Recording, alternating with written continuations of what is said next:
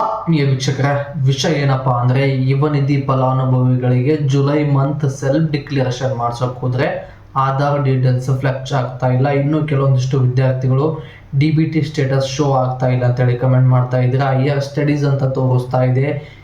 July month self declaration ಮಾಡಿಸೋದಕ್ಕೆ ಇನ್ನು 3 ರಿಂದ 4 ದಿನ ಮಾತ್ರ ಬಾಕಿ ಇದೆ. ಯಾಕಂದ್ರೆ ಜುಲೈ ಮಂತ್ ಸೆಲ್ಫ್ ಡಿಕ್ಲರೇಷನ್ ಇದೇ ತಿಂಗಳು ಜುಲೈ 25 ಒಳಗಡೆ ಸೆಲ್ಫ್ ಡಿಕ್ಲರೇಷನ್ ಮಾಡಿಸ್ಬೇಕು.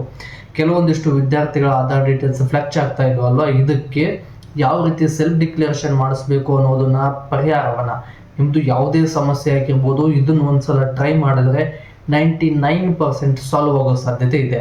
ಅದು ಏನು ಪರಿಹಾರ ಮತ್ತು ಕೆಲವೊಂದಿಷ್ಟು ವಿದ್ಯಾರ್ಥಿಗಳಿಗೆ ಏಪ್ರಿಲ್, ಮೇ ಮತ್ತು ಜೂನ್ ತಿಂಗಳ ಅಮೌಂಟ್ ಕೂಡ ಕ್ರೆಡಿಟ್ ಆಗಿಲ್ಲ.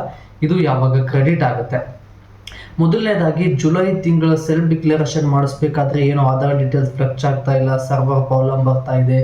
ಕೆಲವೊಂದಿಷ್ಟು ವಿದ್ಯಾರ್ಥಿಗಳೇನು ಕಮೆಂಟ್ ಮಾಡ್ತಾ ಇದ್ರಲ್ವಾ, still July month self declaration 1ನೇ ತಾರೀಕಿಂದ ಇಲ್ಲಿವರೆಗೂ ಟ್ರೈ ಮಾಡ್ತಾ ಇದ್ದೀನಿ, ಬರ್ತಾ ಇಲ್ಲ ಅಂತೇಳಿ ಬಹಳಷ್ಟು ವಿದ್ಯಾರ್ಥಿಗಳು ಕಮೆಂಟ್ ಕೂಡ ಮಾಡ್ತಾ ಇದ್ರಿ. ಇದಕ್ಕೆ ಮೇನ್ ಸೊಲ್ಯೂಷನ್ ಏನು ಅಂದರೆ, ಇಲ್ಲಿವರೆಗೂ ನೆಟ್ವರ್ಕ್ ಪ್ರಾಬ್ಲಮ್ ಇತ್ತು ಒಂದು. ಈಗ ಸದ್ಯಕ್ಕೆ ಯಾವುದೇ ನೆಟ್ವರ್ಕ್ ಪ್ರಾಬ್ಲಮ್ ಇಲ್ಲ. ನೀವು ಬಹಳಷ್ಟು ವಿದ್ಯಾರ್ಥಿಗಳು ಕೂಡ ಸೆಲ್ಫ್ ಡಿಕ್ಲರೇಷನ್ ಮಾಡಿಸಿದ್ದಾರೆ. ನೀವು ಸೆಲ್ಫ್ ಡಿಕ್ಲರೇಷನ್ ಮಾಡಿಸ್ಬೇಕು ಅಂದರೆ ಕೆಲವೊಂದಿಷ್ಟು ಕಂಡೀಷನ್ಗಳಿದೆ. ಹೈಯರ್ ಸ್ಟಡೀಸ್ ಮಾಡಿರಬಾರ್ದು, ಅಂದರೆ ಡಿಗ್ರಿ ಮುಗಿದ್ಮೇಲೆ ಯಾವುದೇ ಎಜುಕೇಷನ್ಗೆ ಅಪ್ಲೈ ಮಾಡಿರಬಾರ್ದು, ಕಂಪ್ಲೀಟ್ ಆಗಿರಬಾರ್ದು. ನಿಮ್ಮ ಹೆಸರಲ್ಲಿ ಯಾವುದೇ ಬಿಸ್ನೆಸ್ ರನ್ ಆಗ್ತಾ ಇರ್ಬೋದು, ಅಂಥ ವಿದ್ಯಾರ್ಥಿಗಳಿಗೆ GST ಪೇಯರ್ ಅಂತ ತೋರಿಸುತ್ತೆ. ಹೈಯರ್ ಸ್ಟಡೀಸ್ ಅಂತ ಮಾಡ್ತಾ ಇದ್ರೆ ಹೈಯರ್ ಸ್ಟಡೀಸ್ ಅಂತ ತೋರಿಸುತ್ತೆ. ಬಟ್ ಇದೆಲ್ಲವನ್ನ ಮೀರಿ, ಅಂದರೆ ಈ ಯಾವುದೂ ಸಮಸ್ಯೆಗಳಿಲ್ಲ, ನಾನು ಯಾವುದೇ ಹೈಯರ್ ಎಜುಕೇಷನ್ನು ಮಾಡಿಲ್ಲ, ನನ್ನ ಹೆಸರಲ್ಲಿ GST ಅಥವಾ ಬಿಸ್ನೆಸ್ ರನ್ ಆಗ್ತಾ ಇಲ್ಲ ಅಂದರೆ ಇಂಥ ವಿದ್ಯಾರ್ಥಿಗಳಿಗೆ ಸೆಲ್ಫ್ ಡಿಕ್ಲರೇಷನ್ ಯಾವ ರೀತಿ ಮಾಡಿಸ್ಬೇಕು ಅಂದರೆ, ನಿಮ್ಮದೇ ಈ ಮೊಬೈಲ್ ನಂಬರು OTP ಹಾಕಿ ಯುವ ನಿಧಿಯನ್ನು ಲಾಗಿನ್ ಅನ್ನು ಮಾಡ್ತೀರಾ. ಸೇವಾ ಸಿಂಧು ಪೋರ್ಟಲಲ್ಲಿ ಲಾಗಿನ್ ಮಾಡ್ತೀರಾ. ಸೇವಾ ಸಿಂಧು ಪೋರ್ಟಲ್ ಲಾಗಿನ್ ಮಾಡಿದ ಮೇಲೆ ಕ್ಯಾಪ್ಚರ್ ಎಂಟ್ರಿ ಮಾಡಿ ಲಾಗಿನ್ ಪ್ರೊಸೆಸ್ ಮಾಡ್ತೀರಾ. ಅಲ್ಲಿ ಸೆಲ್ಫ್ ಡಿಕ್ಲರೇಷನ್ ಅನ್ನು ಸೆಲೆಕ್ಟ್ ಮಾಡ್ಕೊತೀರಾ. ಮಂತ್ಲಿ ಸೆಲ್ಫ್ ಡಿಕ್ಲರೇಷನ್ ಸೆಲೆಕ್ಟ್ ಮಾಡ್ಕೊಂಡಾದ ತಕ್ಷಣ OTP ಹಾಕ್ತೀರಾ, ಆಧಾರ್ ಕಾರ್ಡ್ ನಂಬರ್ ಹಾಕಿ ಎಂಟರ್ ಮಾಡಿ ಪ್ರೊಸೀಡ್ ಮಾಡ್ತೀರಾ. ಬಟ್ ನಿಮ್ಮದೇ ಮೊಬೈಲ್ ನಂಬರು, ನಿಮ್ಮದೇ OTP ಹಾಕಿದ್ರೆ ಈ ರೀತಿ ಪ್ರಾಬ್ಲಮ್ ಬರ್ತಾ ಇದೆ. ಬೇರೆಯವರ ಮೊಬೈಲ್ ನಂಬರನ್ನು ಹಾಕಿ ಅದರೊಳಗಡೆ ಅವ್ರದೇ OTP ಹಾಕಿ, ಬಟ್ ಸೆಲ್ಫ್ ಡಿಕ್ಲರೇಷನ್ ಮಾಡಿಸ್ಬೇಕಾದ್ರೆ ನಿಮ್ಮ ಆಧಾರ್ ಕಾರ್ಡ್ ನಂಬರನ್ನು ಹಾಕಿ ಎಂಟರ್ ಮಾಡಿ ಒಂದ್ಸಲ ಟ್ರೈ ಮಾಡಿ. ಇದನ್ನು ನಿಮ್ಮ ಮೊಬೈಲಲ್ಲಾದರೂ ಆಗ್ಬೋದು, ಸಿಸ್ಟಮಲ್ಲಾದರೂ ಆಗ್ಬೋದು, ಸೈಬರ್ ಸೆಂಟ್ರಲ್ಲಿ ಆಗಿರ್ಬೋದು, ಟ್ರೈ ಮಾಡಿ. ಯಾಕಂದರೆ ಕೆಲವೊಂದಿಷ್ಟು ಜೂನಿಯರ್ ಅಂದರೆ ನನಗಿಂತ ಒಂದು ವರ್ಷ 2 ವರ್ಷ ಹಳೆ ಇದ್ದಿರ್ತಕ್ಕಂಥ ವಿದ್ಯಾರ್ಥಿಗಳದ್ದು ಸೆಲ್ಫ್ ಡಿಕ್ಲರೇಷನ್ ಡನ್ ಆಗಲಿಲ್ಲ. ಬಟ್ ಈ ರೀತಿ ಟ್ರೈ ಮಾಡಿದೆ, ಡನ್ ಆಯಿತು. Your good luck. ನಿಮ್ದು ಏನಾದರೂ ಒಳ್ಳೆ ವಿಷಯ ಏನಪ್ಪ ಇತ್ತಂದರೆ ನಿಮ್ಮದು ಕೂಡ ಡನ್ ಆಗ್ಬೋದು. ಆಲ್ಮೋಸ್ಟ್ ಎಲ್ಲರದು ಡನ್ ಆಗ್ತಾ ಇದೆ.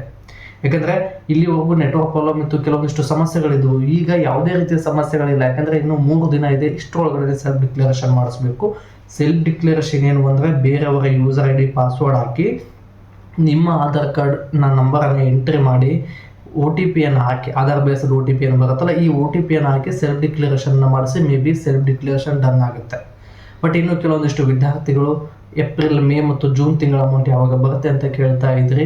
ಜುಲೈ 30ನೇ ತಾರೀಕು ಒಳಗಡೆ ಏಪ್ರಿಲ್ ತಿಂಗಳ ಡಿಗ್ರಿ ಮುಗಿದವರಿಗೆ 3,000 ಮತ್ತು ಡಿಪ್ಲೊಮಾ ಮುಗಿದವರಿಗೆ 1,500 ಅಮೌಂಟ್ ಕ್ರೆಡಿಟ್ ಆಗುತ್ತೆ ಅಂತೇಳಿ ಕರ್ನಾಟಕದ ಹಣಕಾಸು ಇಲಾಖೆಯ ಕಡೆಯಿಂದ ಅಪ್ಡೇಟ್ ಬಂದಿದೆ.